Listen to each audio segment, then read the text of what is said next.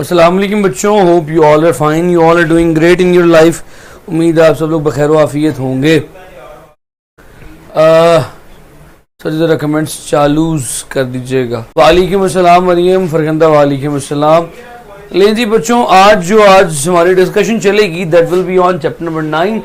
फटाफट से बच्चों आ जाओ। वालेकुम अस्सलाम सना, फिज़ा वालेकुम अस्सलाम, हमना वालेकुम अस्सलाम, खजीमा वालेकुम अस्सलाम, शिदा वालेकुम अस्सलाम, आमना वालेकुम अस्सलाम बेटी, वालेकुम अस्सलाम। 27 हो गए बच्चे। मुनीब वालेकुम अस्सलाम। यार Munib, finally you have change your picture. Mahvish वालेकुम अस्सलाम। Hania, how are you sir? अल्हम्दुलिल्लाह आई एम गुड। जुम्मा मुबारक, खैर मुबारक भजन। आमना कैसे हैं सर? अल्हम्दुलिल्लाह बेटी, मुझे पहले से बहुत फ़र्क है। बिस्मा वालेकुम अस्सलाम।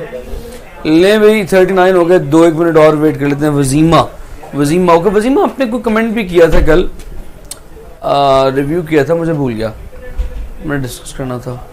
तैयबा अल्हम्दुलिल्लाह के साथ मैं ठीक हूँ। सना अल्हम्दुलिल्लाह आई एम फाइन। आप कैसी हैं बेटी? ठीक है। तैयबा आप कैसी हैं? Oh I am blessing, thank you so much बेटी, दिस इज़ माई ऑनर।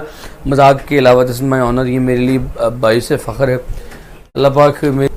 वालेकुम सलाम। नहीं जी बच्चों, 43-44 हो गए। अब मैं अपनी बात को शुरू करता हूँ। Chapter number 9 is physical optics में आमतौर पर ये जो लाइट का चैप्टर है, चैप्टर नंबर 9 और 10 कंबाइन करके पढ़ाया करता हूँ। सो मैंने ये भी कंबाइन करके पढ़ाना है। कुछ चीज़ें आपने करनी है, इसमें से कुछ चीज़ें मैंने करवानी है। वालेकुम अस्सलाम बेटी। जो चीज़ें मुश्किल हैं वो मैं करवाता चला जाऊंगा, और जो चीज़ें बिल्कुल सिंपल है, सिंपल, उसमें कोई टेक्निकलिटी नहीं है, वो मैं आपको दे दूंगा, आपने बुक में से खुद करनी है। So physical optics, what we are going to do in this chapter, we are going to talk we are going to talk about the physical properties of light. Physical properties of light. हम इस chapter में रोशनी की, optics बोले तो light, हम इस chapter में light की फिजिकल प्रॉपर्टीज को स्टडी करेंगे। लाइट की फिजिकल प्रॉपर्टीज से बचा लो क्या मुराद है, ये ह्यूजन के वक्त तक यानी 16th सेंचुरी तक इट वाज एम्बिगुअस, शक था, लोगों को पता ही नहीं था लाइट चीज क्या। We were using light for centuries, for from the beginning of the world, मगर हमें पता नहीं था लाइट है क्या, लाइट की नेचर क्या। फिर उस वक्त ये जहन में सोच आई कि लाइट की नेचर के बारे में पता किया जाए। एक कमेंट मिस कर दिया मैंने, एक सवाल आया था। बख्तावर नॉट चेकिंग, आप अपना जरा फोन कह रहा हूँ, मैंने यूट्यूब पर जाके चेक किया। आप अपना फोन या जो भी आप यूज करें उसको रिफ्रेश करें। Sun is rotating about his own axis, find the Doppler shift at its two diametrically opposite points. Diametrically opposite points पे कोई फर्क नहीं पड़ेगा, सेम डिस्टेंस है, कोई डॉपलर शिफ्ट चेंज नहीं करेगी, फासला सेम रहेगा, डॉपलर शिफ्ट नहीं होगी, जो वेवलेंथ है वो वही रहेगी, ज़रा नो इफेक्ट। ठीक है, अच्छा सवाल था मगर मतलब इतना खास नहीं था। लो भाई, तो फिजिकल प्रॉपर्टीज पे बात करनी है। सबसे पहले जिस शख्स ने आवाज उठाई लाइट की प्रॉपर्टी के ऊपर, मगर उसके पास कोई एक्सपेरिमेंट नहीं था, वो थ्योरी थी, ह्यूजन ने कहा। ह्यूजन ने अपना वेव प्रिंसिपल दिया, जिसने वेव की प्रोपागेशन के बारे में बताया था। आप लोगों ने सिर्फ उसे किताब में पढ़ना है। उसने 3 चीजों को एक्सप्लेन करने की कोशिश की थी। वो 3 चीजें कौन सी? थ्योरी मैंने लिखूंगा सिर्फ, उसने जो 3 चीजें एक्सप्लेन की थी कॉन्सेप्ट बिल्डिंग के लिए, वो बता के फिर आगे चलूंगा। जज़ाकल्लाह मुनीम। उसने कहा था कि भाई वेव फ्रंट क्या होता है, पहली चीज को उसने एक्सप्लेन करने की कोशिश की थी वेव फ्रंट की फॉर्म में। What is meant by wave front? जरा बच्चा लोग ये देखने वेव फ्रंट क्या होता है, वेव फ्रंट को समझेंगे फिर आगे चलेंगे। वेव फ्रंट किसे कहते हैं? वेव फ्रंट को समझाता हूं कि जब आप पानी के अंदर पत्थर फेंके, ओए सर आपका लेक्चर लास्ट पे मेरा बिल्कुल भी लिखने का मूड नहीं, कोई नहीं आप सुन लें, बाद में लिख लीजिएगा जब लिखने का मूड बने। आप पानी में पत्थर फेंके, आपको ऐसे एक क्रस्ट और ट्रफ दूर जाते हुए दिखाई देंगे, ऐसे सर्कल की फॉर्म में करके देखिएगा। जो रिपल्स प्रोड्यूस होते हुए नजर आएंगे, उनमें जो एक रिपल है वो एक वेव फ्रंट है, जो एक रिपल पूरा फैला हुआ है वो एक वेव फ्रंट है। वेव फ्रंट क्या होता है? वेव फ्रंट वेव के उस हिस्से को कहते हैं कि जहां पे थ्रू आउट सारे के सारे पार्टिकल्स एक ही मोड ऑफ वाइब्रेशन, एक ही फेज ऑफ वाइब्रेशन पे हो। मिसाल के तौर पे अगर आपने पानी में पत्थर फेंका, मान इमेजिन करें ये एक पूरी की पूरी लेयर ऐसे क्रस्ट की जा रही है, तो इस पूरी की पूरी लेयर में सारे के सारे particles at the same time crust में ऊपर की तरफ है, तो हम कहते हैं कि सारे के सारे पार्टिकल्स जो है वो एक ही वेव फ्रंट है। So simply what is wave front? Front वाली wave, non wave front, front वाली वेव नहीं कहेंगे उसे। आयशा वालेकुम अस्सलाम। फ्रंट वेव जहां पे सारे के सारे पार्टिकल्स, आप इमेजिन करें कि ये जनाब पूरा ऐसे क्रस्ट करके जा रहा है, इमेजिन तो करें हल्का सा ऐसे करके ये क्रस्ट ऊपर लंबी सी लाइन ऊपर की तरफ जा रही है। अब थ्रू सारे के सारे पार्टिकल्स इस वक्त टॉप पे, तो सारे के सारे पार्टिकल्स एक वेव फ्रंट के पार्टिकल्स हैं। So what is wave front? Wave front is F where all particles are at same phase। जब सारे के सारे पार्टिकल्स एक ही फेज पे हों, एक ही एंगल पे मौजूद हों, तो उसे हम सेम वेव, उसे वेव फ्रंट कहते हैं। एट आपके लेक्चर में मुझे पता नहीं कौन याद करना शुरू हो जाता, सेम फेज, उसको हम वेव फ्रंट कहते हैं। पत्थर मान, हाँ जी एग्जैक्टली, चौधरी नहीं बसी के। तो लो भाई, इससे एक कदम फिर आपको आगे लेके चलता हूं। वेव फ्रंट हमें समझ में आ गया। वेव फ्रंट कितनी किस्मों के होते हैं, इसकी किस्में, इसकी टाइप्स कितनी हैं जनाब? इसकी दो टाइप्स हैं। वेव फ्रंट हमारे पास दो किस्मों के होते हैं। The one is called as plane, एक को कहते हैं प्लेन वेव फ्रंट,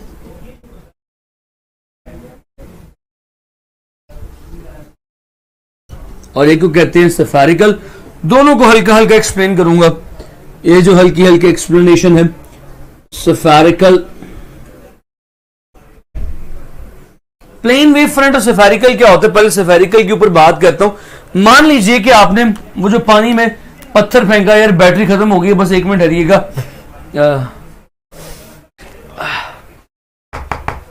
कौन इधर? कोई नहीं है।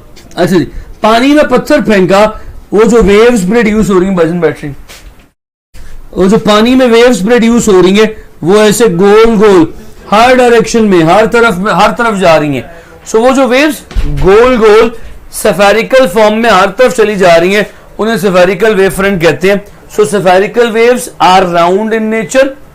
बाकी की बात ब्रेक के बाद मैं पढ़ाऊं। Okay, so spherical wave front मैंने जिस तरह आपको बताया, दे आर राउंड, स्फेरिकल, गोल होते हैं। मैंने पानी की एग्जांपल दी, अब जरा एक लाइट की एग्जांपल, बल्ब की एग्जांपल दे देता हूं। आप अब देख नहीं सकते, आप ऐसे सुने कि आपके दिल से आवाज आ रही है। आप मेरी बात को अपने दिल के करीब करके जरा सुने। सपोज कर लीजिए, आ गया, आई एम बैक। नहीं साजिद, बाज आजा, मैं तेरी सारी बातें समझ रहा हूं जो तू चाह रहा है और जो तू कह रहा है। खैर, ये बल्ब है, इस बल्ब से निकलने वाली जो वेव्स, आ जाए साजिद आ जाए, मैं मजाक कर रहा था। ये सारी की सारी वेव जो है लाइट की, वो हर डायरेक्शन में निकल रही है, स्फेरिकल निकल रही है, 360 डिग्रीज में वेव्स आ रही हैं। सो ये जो वेव्स एमिट कर रहा है उस कमरे के सेंटर में पड़ा बल्ब, वो जो वेव्स एमिट कर रहे हैं, they are called as spherical waves. So spherical waves, नजर नहीं आएगा लिखा हुआ, ऊपर लिखते हैं। स्फेरिकल वेव्स, पहली बात, स्फेरिकल वेव्स की हर डायरेक्शन में जाती हैं, राउंड इन नेचर होती हैं स्फेरिकल वेव्स। उसके बाद उसकी सबसे बड़ी बात यह है, वेव स्फेरिकल होती कहां है? Near the source. अगर आप सोर्स के करीब करीब हैं तो वेव्स जो होंगी वो स्फेरिकल होंगी। किताब में लिखी हुई बात है, नियर द सोर्स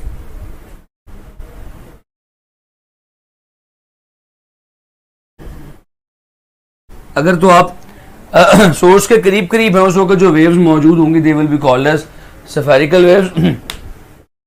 लो भाई, उसके बाद प्लेन वेव्स क्या होती हैं? अब मान लीजिए उसी पानी की एग्जांपल देता हूं। उस पानी में जो वेव्स प्रोड्यूस हुई, आप बहुत दूर आ गए, अब जो वेव्स आ रही हैं वो ऐसी हैं। अगर आप इस वेव का एक हिस्सा देखें तो आपको ये सीधा नजर आ रहा होगा, ये प्लेन हो चुका है। सो आप जितना सोर्स से दूर जाते जाएंगे, वेव्स प्लेन होती चली जाएंगी, स्ट्रेट होती चली जाएंगी। प्लेन वेव्स को फ्लैट वेव फ्रंट भी कहते हैं। Normally they are far away from the source. ये कहां पे होती है? ये सोर्स से दूर होती हैं, फार फ्रॉम सोर्स। जितना ज्यादा दूर हो जाएंगे उतनी ज्यादा वेव्स जो है वो प्लेन हो जाएंगी। फार फ्रॉम सोर्स, सोर्स से दूर जाएंगे, waves will become plane, right. अब एक सवाल बड़ा मशहूर जमाना सवाल है light from sun come in the form of option A spherical, option B circular, option C flat wave front, option D none. लें जी क्या जवाब होगा? कॉमन क्वेश्चन है। सुभाजन ये सवाल बड़ा सिंपल है। बताया कि सूरज और जमीन के दरमियान फासला बहुत ज्यादा है, दूरी बहुत ज्यादा है, और ये अर्थ है। जो सूरज की रोशनी अर्थ तक आ रही है वो तकरीबन फ्लैट हो चुकी है, सीधी हो चुकी है। सो इसके लिए जो मैंने लफ्ज आपको पढ़ाया वो प्लेन पढ़ाया। मैंने साथ ही कहा था कि प्लेन को फ्लैट भी कहते हैं।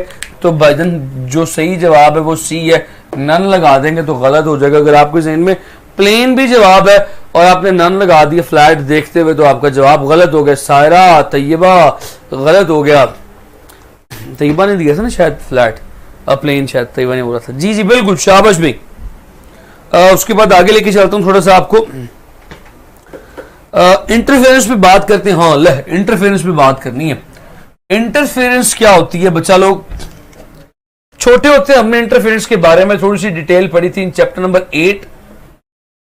यहां पे उसी को लाइट के लिए पढ़ेंगे क्योंकि हमारा काम आज का जो चल रहा है वो सारे का सारा लाइट पे चल रहा है।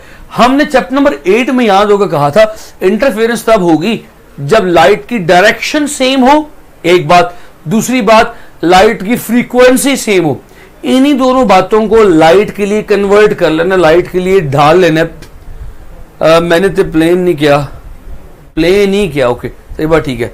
वैसे आप यकीन करें पंजाबी बोल लेती है, मैं कुछ कहने लगा था, चले खैर है, कोई बात नहीं। हाँ तो इंटरफेरेंस जो आपने एग्जाम्पल वहां पे जो कंडीशंस आपने वहां पे दी थी वेव की इंटरफेरेंस के लिए वो यहां पे देंगे। Two waves travelling in same direction को लाइट के लिए कहा जाता है कोहेरेंट। कोहेरेंट वेव्स बोले तो travelling in a same direction. So भाई पहली इंटरफेरेंस कब होगी? इंटरफेरेंस तब होगी when two lights are coherent. Coherent बोले तो they travelling in a same direction.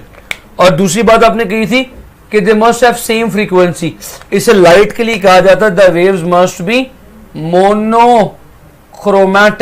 So these are the conditions for the light to undergo interference. Sir, flat move in every direction. Flat does not move in every direction. Obviously flat moves in every direction. उसको मैं समझाता हूँ कुछ इस तरह से। Flat का असल में कर्वेचर कम होता है ये भी गोल, फ्लैट होती गोल ही है मगर उस गोल का एक छोटा पीस होती है, सफेरिकल ही होती है, सफेरिकल का एक छोटा पीस होती है। अब जो सर्कल जितना दूर जाते जाओगे सर्कल और बड़ा होता जाएगा। उस सर्कल का अगर आप एक पीस लो तो वो फ्लैट हो जाता है, ठीक है।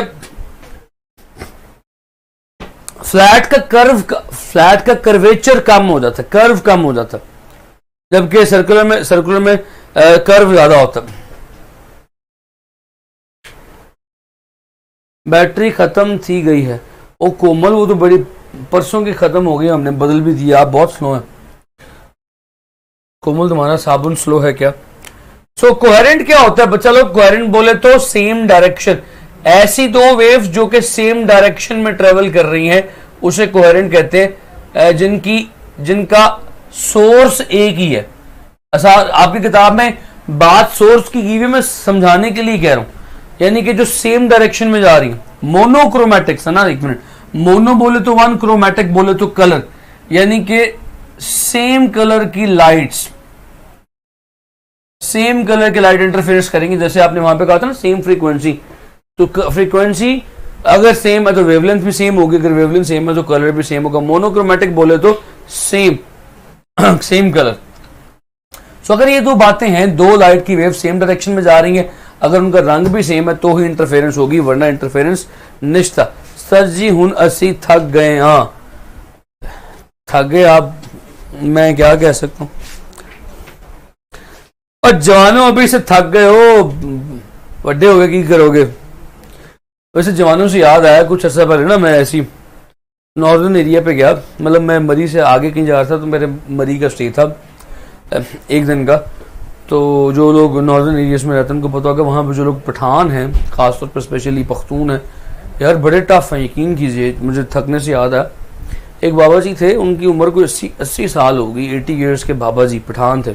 वो बेचारे रोज़ी कमाने के लिए क्या करते थे अपने कि सेम कॉल मतलब सेम कलर मनी, वो क्या करते थे रोज़ी कमाने के लिए, उनके पास एक छोटी सी वो गाड़ी सी कार्ट सी थी, उसमें लोग बैठते थे और बेचारे धक्का लगाते हुए जाते थे, और बीच में चढ़ाई आती थी, वो चढ़ाई में भी धक्का लगाते हुए जाते थे, यानी वो ये काम करते थे, कमाने के लिए पैसे उनको मिलते थे।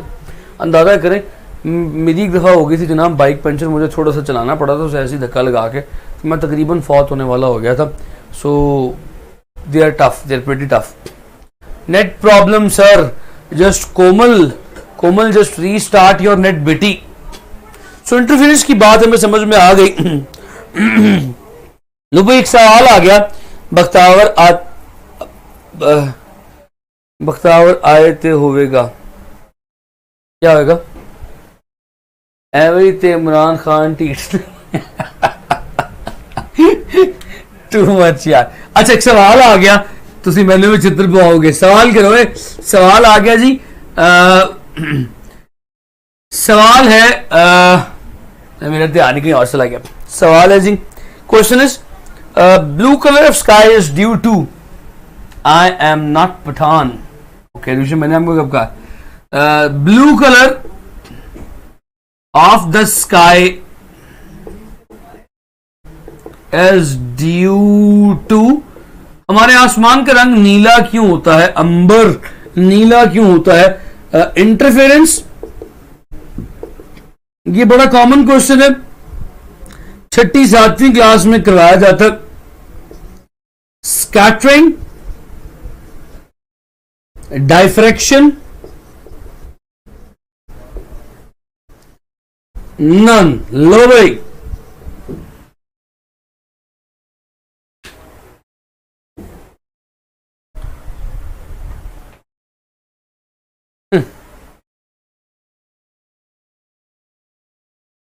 इंटरफेरेंस। फरखंदा ने जवाब दिया।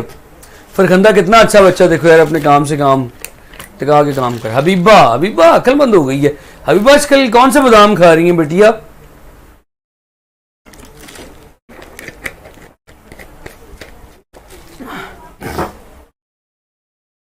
बिल्कुल जी, 7वीं 8वीं लेवल पे क्वेश्चन करवाया जाता है। Blue colour of the sky is due to scattering. जो स्कैटरिंग का रद्द अमल है, जो स्कैटरिंग का फिनोमेना है, समझाता हूं कैसे। स्कैटरिंग, हालांकि मैंने भी आगे भी पढ़ानी है, scattering is inversely proportional to the wavelength. जो वेवलेंथ जितनी कम होती है उसकी स्कैटरिंग उतनी ज्यादा होती है। Scattering,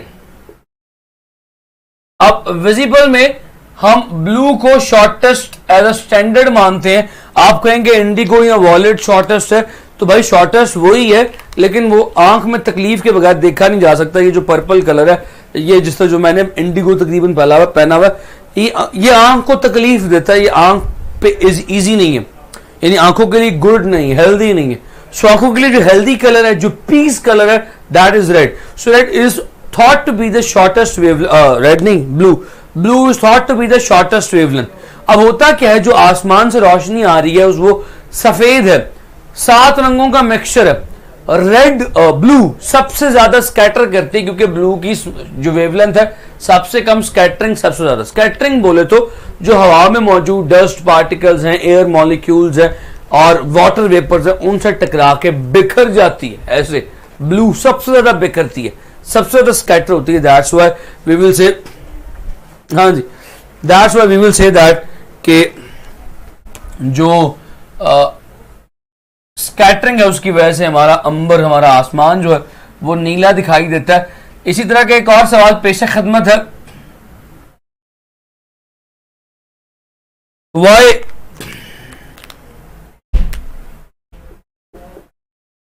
Y sky appears red at sunset. Option A same options, interference. Option B scattering. Option C diffraction. Option D none. लो भाई, जवाब दीजिए, उसके बाद आगे चलेंगे। शाबाश भाई शाबाश, जवाब।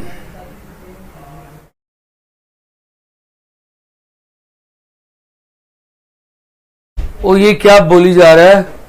14 मिनट नहीं, सीनियर जमनी, वाह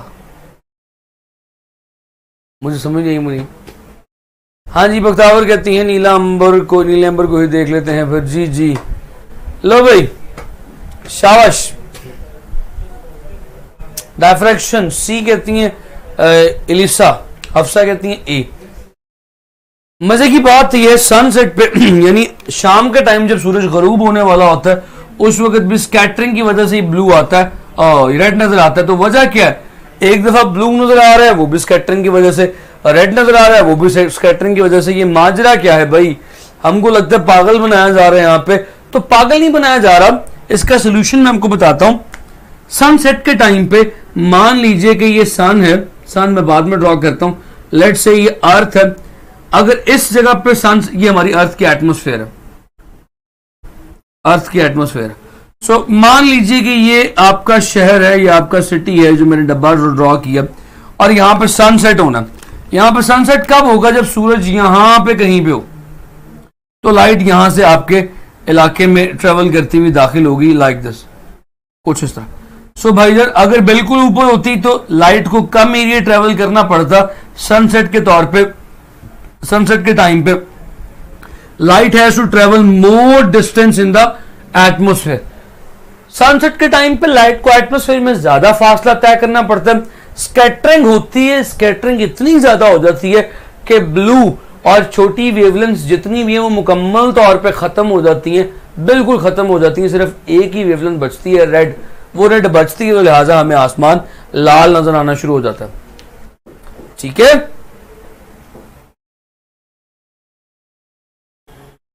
इधर उधर निकल गया। ठीक है जी, होप्सो के पॉइंट्स क्लियर हो गए होंगे। तो वो पॉइंट आपके सामने वो जो लाल डब्बे में लिखे उसे मार्क कर लीजिएगा, नोट कर लीजिएगा, इंपॉर्टेंट था स्कैटरिंग का पॉइंट।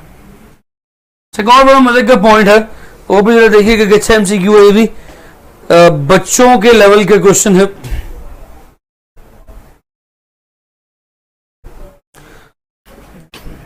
ये तो होगा। क्वेश्चन है जी, if red book is illuminated with blue light appears. Option A blue, option A नहीं B, option B red, option C black, option D white. लो भाई, इसका जवाब किधर है? फरखंदा,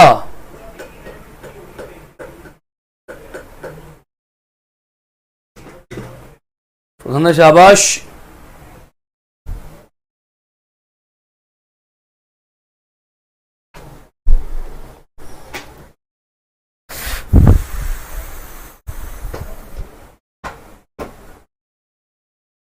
रेड कॉमन इसकी ऑब्जर्वेशन नहीं होती। हम कहते हैं कि यार ब्लू लाइट है, लाल रोशनी में देखेंगे लाल में हर चीज लाल लाल नजर आती है, तो शायद किताब भी लाल ही नजर आए। सो पहले मैं आपको बता दूं कि हमें चीजों के रंग नजर क्यों आते हैं। हमें चीजों के रंग इसलिए नजर आते हैं, मैं आपको सामने मिक्स करके बता दिया, ब्लू और रेड है तो पर्पल हो जाएगा। रूशे जी शाबाश। मैं आपको बता दूं हमें रंग नजर क्यों आते हैं, हमें विजिबिलिटी क्यों नजर आती है, कलर ब्राउन। सुनो, बड़ी मजे की बात है। You can C my shirt purple, why it looks like purple, क्योंकि जब इस पर रोशनी पड़ रही है और रोशनी में 7 रंग है, ये 7 के 7 रंग एब्जॉर्ब कर रही है, सिर्फ पर्पल को एमिट कर रही है, पर्पल को रिफ्लेक्ट कर रही है, लिहाजा you can see purple, you can see this shade purple, you can see this blue. Why this blue? Because जब इस पे ब्लू व्हाइट लाइट फॉल करती है सिर्फ ब्लू वापस जाती है, बाकी सारी एब्जॉर्ब हो जाती है। यानी अगर उसके पास जिस कलर की वो चीज है उसके अलावा उस पर लाइट आएगी तो वो उसे एब्जॉर्ब कर लेगी। अब रेड बुक है, रेड, इस पे लाइट फॉल कर रही है ब्लू, अब रेड बुक ने सिर्फ रेड को रिफ्लेक्ट करना है, बाकी सब एब्जॉर्ब कर लेना है। Red will absorb blue and reflect nothing. When it will reflect nothing तो the book will appears black. Common mistake थी, आसान सा सवाल था, ये गलती हो जाती है।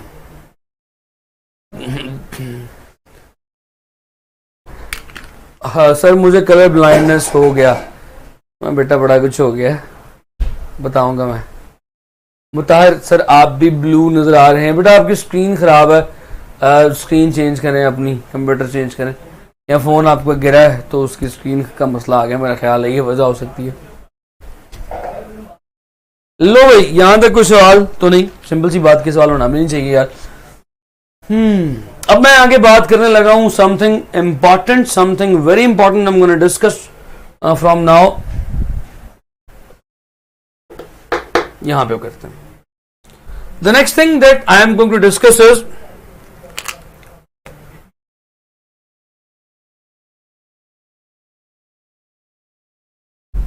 Young's double slit experiment.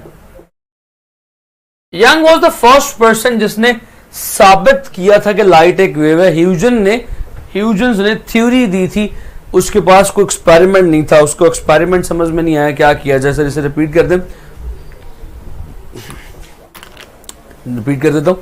हम इस कायनात में तमाम चीजें क्यों देखते हैं, कैसे देख सकते हैं?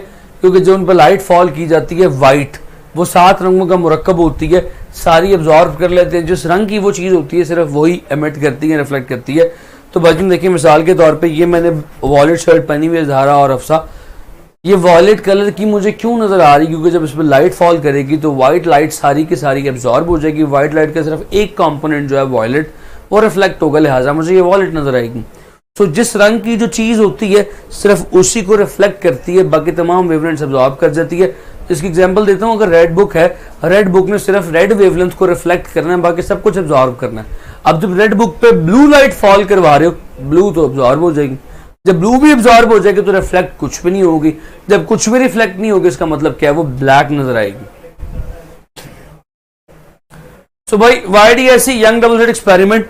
यंग डबल स्लिट एक्सपेरिमेंट में क्या किया गया था बच्चों? यंग डबल स्लिट एक्सपेरिमेंट में आपके पास एक स्क्रीन थी, स्क्रीन पे 2 स्लिट्स बना दी गई थी, उसके सामने एक और स्क्रीन रखी गई थी। तो हुआ कुछ ये था कि एक स्क्रीन में से जब वेव्स निकल रही थी तो वो बेंड होना शुरू हुई। अब बेंडिंग के अमल को तुम क्या कहते हो? डायफ्रैक्शन। डायफ्रैक्शन होना शुरू हुई। जब डायफ्रैक्शन होना शुरू हुई, दोनों वेव्स आपस में मिलना शुरू हुई किसी किसी पॉइंट पे।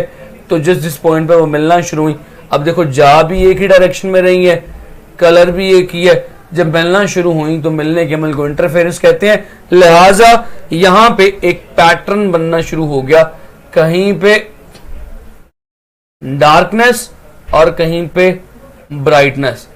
अब इस डार्कनेस ब्राइटनेस को नाम दे देता हूं डार्क फ्रिंज, पट्टी को फ्रिंज।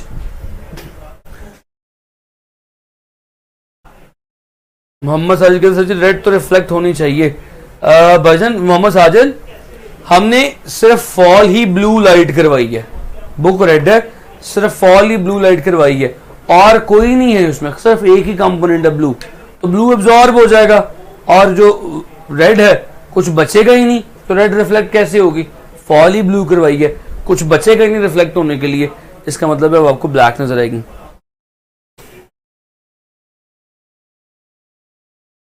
हाँ जी मैं साइड भी हो गया जी, साइड भी हो गया।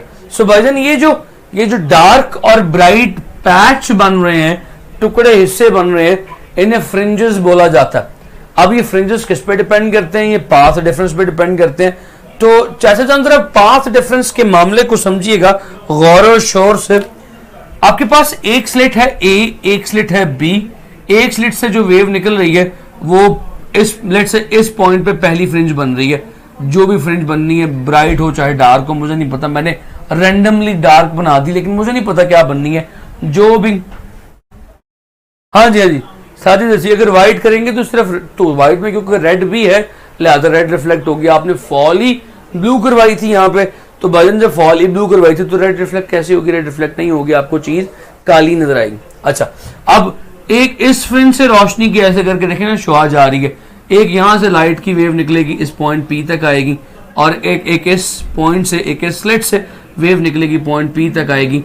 जब दोनों वेव्स इकट्ठी इस पॉइंट पी पे मिलेंगी, मुलाकात करेंगी आपस में, तो यहाँ पे एक फ्रिंज बनेगी।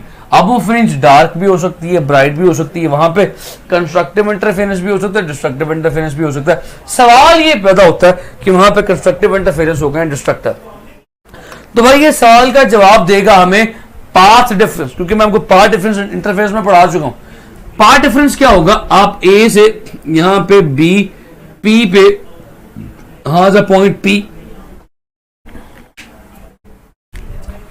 बी पी पे आप एक परपेंडिकुलर ड्रॉ करें। ये जो काला काला मैंने ड्रॉ किया, काला काला जो मैंने ड्रॉ किया, this one, this point is called as D. अब देखो जी, ये बी से डी तक का जो फासला है, ये एक्स्ट्रा फासला है, इसे पाथ डिफरेंस कहते हैं। ये पाथ डिफरेंस डिसाइड करेगा कि पॉइंट पी के ऊपर कौन सा इंटरफेरेंस होगा, कंस्ट्रक्टिव इंटरफेरेंस होगा या डिस्ट्रक्टिव इंटरफेरेंस होगा। भाई जी जो भी इंटरफेरेंस हो, हमारी बला से कुछ बातें आप लोगों ने याद रखनी है। वो बातें आपने क्या याद रखनी है? ऑब्जर्वेशंस यहां पे लिखूं तो नजर आएगा, आएगा। ऑब्जर्वेशंस कुछ आपने याद रखनी है। अगर तो कंस्ट्रक्टिव इंटरफेरेंस होता है, फॉर कंस्ट्रक्टिव इंटरफेरेंस कंडीशन याद रखिएगा, पाथ डिफरेंस की कंडीशन है for constructive interference path differences. Derivation जरूरी नहीं है, आपने सिर्फ फार्मूला याद रखना है, एन लेमडा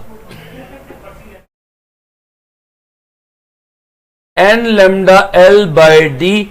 इसी तरह डिस्ट्रक्टिव इंटरफेरेंस के लिए जो कंडीशन है वो भी आप लिख लें, डी आई। डिस्ट्रक्टिव इंटरफेरेंस के लिए जो कंडीशन है वो होगी path difference must be equals to, odd multiple है तो ये हो जाएगा n+1/2 lambda l by D. इसको दूसरी तरह से भी लिखा जा सकता है, जो मैंने आपको लास्ट टाइम लिखना सिखाया था पाथ डिफरेंस में, 2n+1 लेमडा बाय 2, उस तरह से भी लिखा जा सकता है। यहां ये भी ठीक है। और जो फ्रिंज विड्थ होगी, इस फ्रिंज की जो थिकनेस होगी, मोटाई होगी, दिस थिकनेस, ये इसको डेल्टा वाई बोलते हैं। क्या बोलते हैं? Delta y, fringe width. Delta y किसके इक्वल होगी? इस फ्रिंज की मोटाई किसके इक्वल होगी?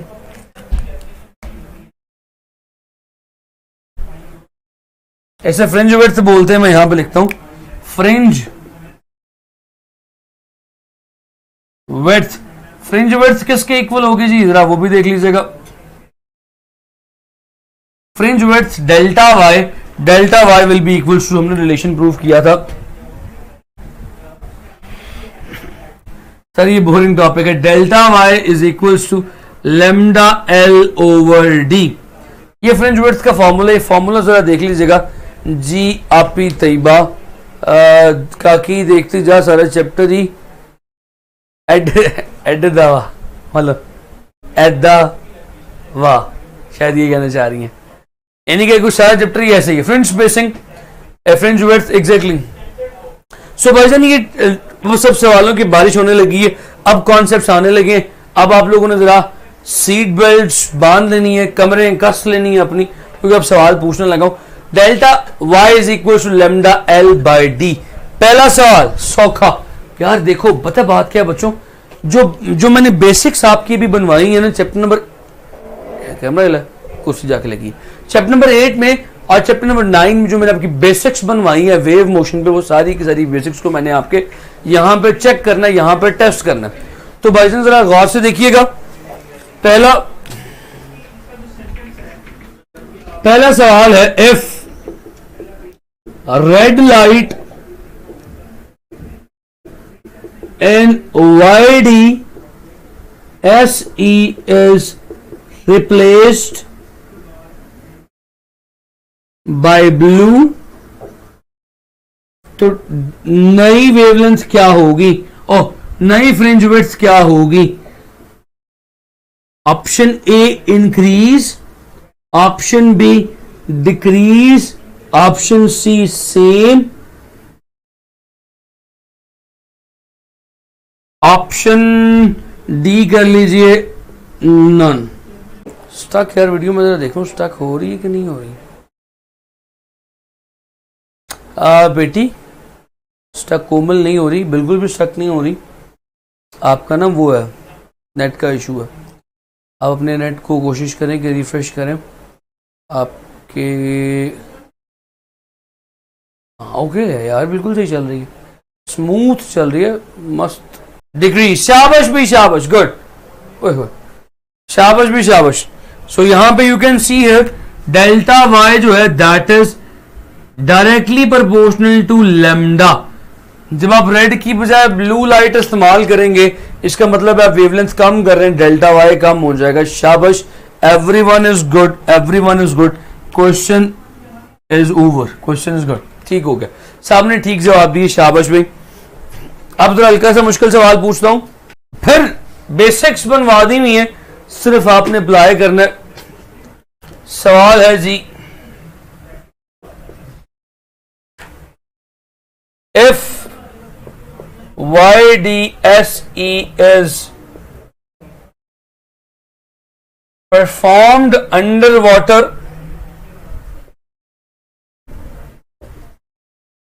its delta y will be option A decrease, option B increase, option C same, option D none. लो भाई, इसको कीजिए जरा, बी इंक्रीज। अच्छा भाई, क्या बात है, गुड।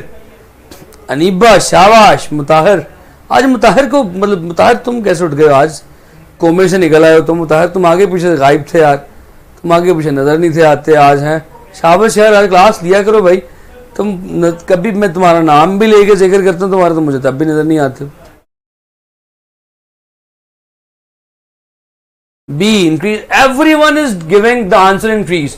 उसकी वजह ये बताता हूं, मैंने आपको बताया था, हवा की निस्बत जब आप पानी में जाते हैं अंडर वाटर क्या होता है, वेवलेंथ बढ़ जाती है। जब वेवलेंथ बढ़ जाएगी, वेलोसिटी वेवलेंथ बढ़ जाएगी, सारे इंक्रीज करी जा रहे। ओ भाई देखो, इसका आंसर डिक्रीज है। समझाता हूं कैसे। पहले एयर में एक्सपेरिमेंट हो रहा था, फिर उसके बाद अंडर वाटर, समझाने लगा कैसे। अंडर वाटर एक्सपेरिमेंट होना शुरू हुआ। Which one is the rare medium? हवा एक रेयर मीडियम है, ये एक डेंसर मीडियम है। डेंसर मीडियम में मैंने बताया था वेवलेंथ कम हो जाती है, मैं लिख देता हूं यहां पे, मेरे शहजादे बच्चे हैं। Frequency remain same, velocity decrease, wavelength decrease. क्या बात है, जब वेवलेंथ कम हो जाएगी, सो फॉर्मूला आपके सामने लिखा हुआ था, delta y is directly proportional to lambda. Lambda कम, डेल्टा वाई भी कम, लिहाजा डिक्रीज आंसर दुरुस्त है।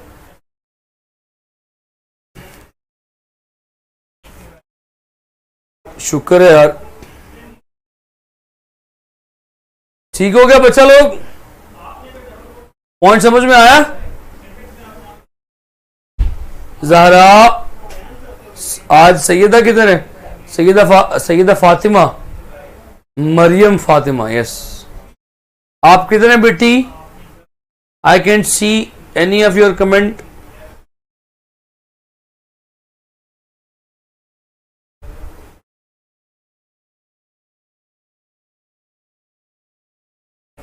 फॉरेस्ट में चला गया था। अच्छा, सारी अब डिक्रीज कहेंगे, सारे पहले इंक्रीज कर रहे थे।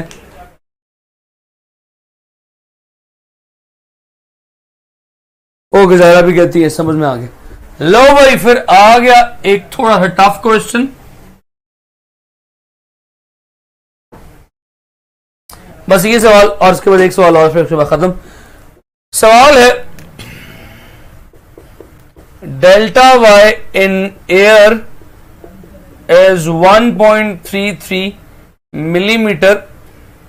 हवा में जब यंग डबल स्लिट एक्सपेरिमेंट किया गया तो डेल्टा वाई की वैल्यू 1.33 थी। सेम एक्सपेरिमेंट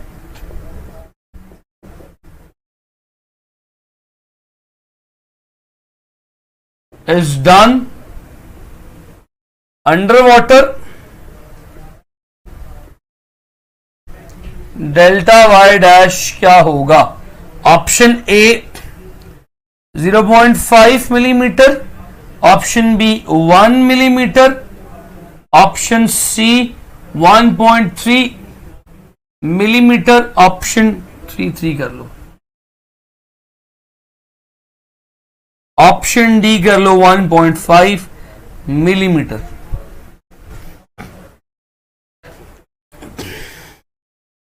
वाह वाह वाह मुनीब, क्या बात है।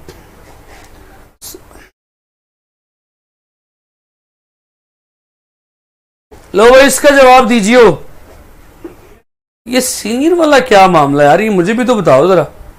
फिजा अभी आपको बताया था कि जब आप पानी के अंदर करेंगे, पानी में करेंगे यंग डबल स्लिट एक्सपेरिमेंट, तो वेवलेंथ कम होगी जिससे डेल्टा वाई भी कम हो जाएगी। सो कम होनी है, सेम नहीं रहनी। फिजा अभी डिस्कस किया था। ज़ाहरा भी सेम मिस्टेक कर रही है, same mistake.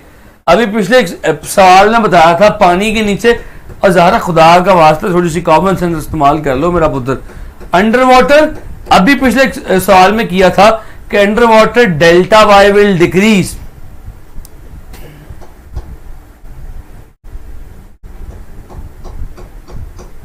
Taiba I also repeated. कोई नहीं यार, टेंशन नहीं लेनी। अल्लाह पाक आपको कामयाबियां दे। कोमल 0.5, आयशा कहते हैं डिक्रीज। मैं गलती से इम्प्रूवर हूँ एंड कल मुनीम को पता चल गया, बस फिर आप देख रहे हैं इम्प्रूव। इंशाल्लाह यू विल इम्प्रूव, इंशाल्लाह यकीन करें आप बड़ा अच्छा इम्प्रूव करेंगे। मेरी दिल से दुआएं आपके साथ है। मेरा बच्चा माइक पे जरा जोर से हाथ लग गया, तो माइक पे जोर हाथ लगे तो कैसा लगता है?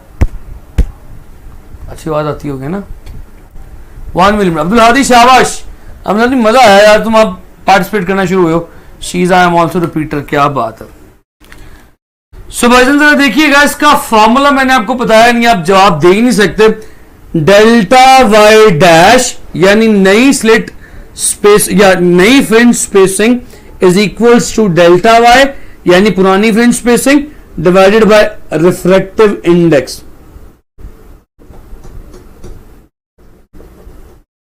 पानी में एक्सपेरिमेंट कर रहे हैं, पानी का रिफ्रैक्टिव इंडेक्स 1.3 होता है। सो भाई डेल्टा वाई डैश क्या आएगा? डेल्टा वाई था 1.3 और पानी का रिफ्रैक्टिव इंडेक्स भी 1.3 होता है, काटा, जवाब 1 आ गया। So correct option was 1 millimetre. Got it? Hope so point समझ में आ गया होगा। लो यार आज के लिए इतनी ही काफी है। होप सो नई चीजें सीखी होंगी, चैप्टर पहले से भी पढ़ा हुआ था। धक धक की आवाज आती है। अच्छा, मुझे तो पता भी नहीं कि कौन कौन रिपीटर है। सही। लो बच्चों यहां पे इजाजत दो मुझे, और इंशाल्लाह see you tomorrow. Hope so कि you have learned new things. Thank you so much. अल्लाह हाफिज बच्चा लोग, अल्लाह हाफिज।